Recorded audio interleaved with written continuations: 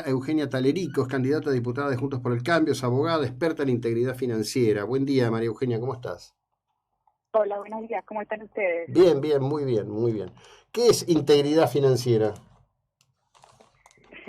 Integridad financiera es una palabra que comprende muchas cosas, pero esencialmente tiene que ver con que el dinero que se mueve en la economía de los países, ¿no? En la que se invierte y se mueve, sea un dinero que tenga integridad, ¿no? Que no provenga de hechos ilícitos, como pueden ser de negocios como el narcotráfico, la trata de personas, o sea, que el dinero tenga un origen lícito, esencialmente, y es cuidar los mecanismos, ¿no? De prevención y eventualmente de análisis y de sanción para poder mantener a una economía libre de esos riesgos, ¿no? Ujú. Bien, ¿y cómo juega esto en estos temas de los últimos años, que primero se llamaron Panama Paper, Pandora Paper, en donde en rigor un conjunto de personas que se autodefinen como Consorcio Internacional de Periodistas de Investigación aparecen con revelaciones que en origen son intrusiones en sistemas de registro financiero de terceros? Nunca queda claro cómo surgen. ¿Cómo distinguir lo que es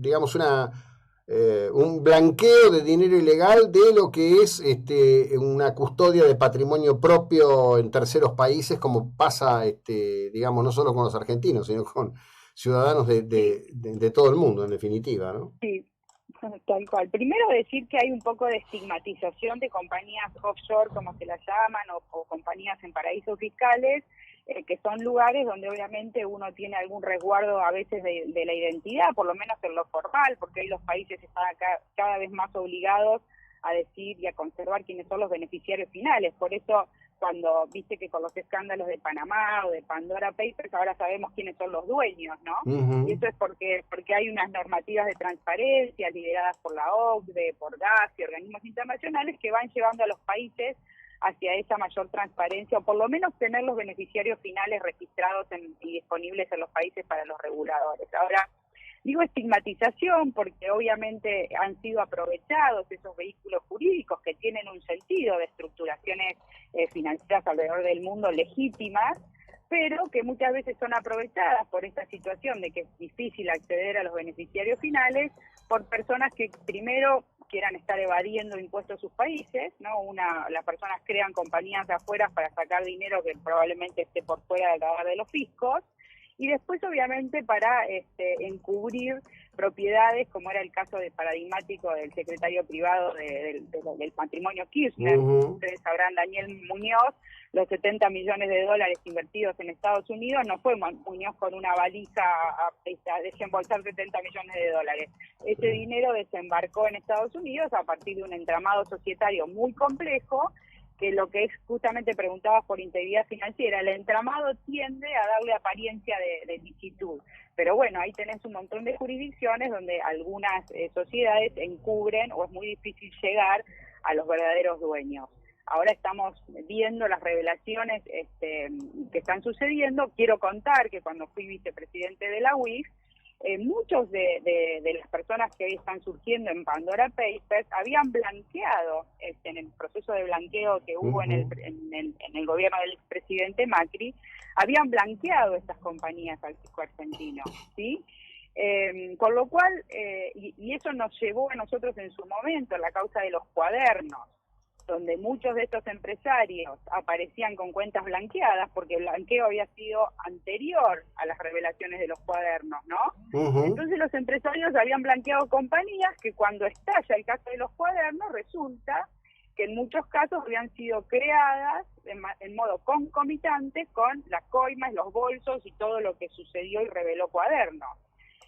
Nosotros pedimos que se investiguen a los empresarios también, porque cuando la corrupción en el país se instaló, no son solamente los funcionarios públicos, ¿no? Es todo un sistema el que ayuda a que esto suceda así, y habíamos denunciado a los empresarios para que también se investigue qué había pasado con el dinero de las coimas, digamos, en realidad porque no son solo pago de coimas. Cuando un Ujú. empresario tiene que pagar coimas, tiene que sacar la plata de la compañía. Para sacar la plata de la compañía empieza todo ese proceso de facturas truchas, apócrifas, ¿sí?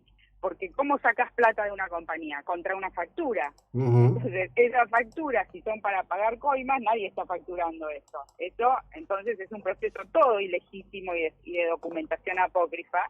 Y todo ese mecanismo hace que cuando la empresa saca ese dinero que ingresó, la repartija no sea solo para los funcionarios públicos, porque estamos hablando de millones y millones, ¿no? Claro, claro. Entonces habíamos pedido también esa investigación, fue archivada el año pasado, con el silencio absoluto de todo el sistema, digo, de organismos de control que eran interesantes ahí, como era el caso de la Unidad de Información Financiera y también de los fiscales del caso y demás. Pero bueno, esto es para expresar un poco lo de las compañías y lo que pasa alrededor de esto. Y agregándote una cosa, en los países con altos índices de corrupción, como es en la Argentina, la gente no quiere pagarle impuestos a este tipo de países. Primero porque ve que los únicos que se enriquecen con el dinero nuestro son los funcionarios públicos, y después porque no vuelven servicios. Los países con corrupción, vos verás lo precarizado que está el servicio de educación, las escuelas, los hospitales, servicios básicos, porque el dinero se desvía, ¿no?, de los fines, y entonces se precariza absolutamente todo y la gente siente que su dinero que paga en impuestos cada vez más grandes no le llega. Entonces es una constante que los países como los nuestros se pagan pocos impuestos y la gente tiende a refugiar su dinero afuera. Preguntabas al principio, ¿no? La integridad financiera es fundamental para tener un país más ordenado, ¿no? Con pilares para su desarrollo sustentable, donde la gente confíe en sus gobernantes, pague sus impuestos vuelvan a la gente, y todos estos círculos virtuosos que Argentina hace tantos años no tiene, ¿no? Bueno, es un proceso que estaba en gestación, en marcha, que ha tenido, bueno, en definitiva es así la humanidad, corsi y ricorsi, pero que evidentemente ha calado hondo, ¿no? Yo creo que hay un gran cambio en entender que cuando pasan estas cosas, después tenés menos educación, tenés menos seguridad, tenés menos recursos, aumentás directamente la pobreza, pero quería preguntarte por un punto en especial. En líneas generales, cuando aparecen estas revelaciones, van sobre Panamá o sobre Islas Vírgenes Británicas. Sin embargo, hay dos estados en la Unión Americana que juegan con las mismas reglas, el estado de Delaware y Dakota del Sur. Poco se habla de eso, ¿no? Sí, claro. Bueno, Estados Unidos recibió en la evaluación del Grupo de Acción Financiera Internacional en ese punto unas calificaciones muy malas. Malas porque se pide que los estados tengan bien registrados quiénes son los dueños de sus compañías. La diferencia con Estados Unidos es que tiene otros mecanismos para saber quién está en cuál lugar. Ellos lo saben, ¿no?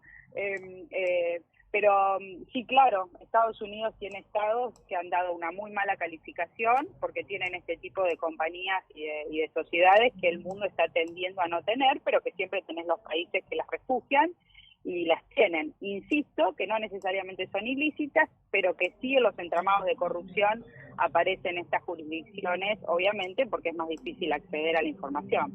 Claro.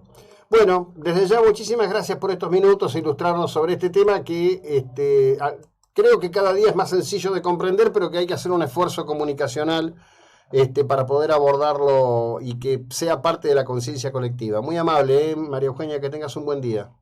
A ustedes, muy buenos días a todos, gracias. Bueno, María Eugenia Talerico fue parte de la UIF y hoy es candidata a diputada. A la hora 8:40, en este momento, medios que están transmitiendo en directo la salida de Mauricio Macri desde su casa para trasladarse rumbo a la localidad de Dolores.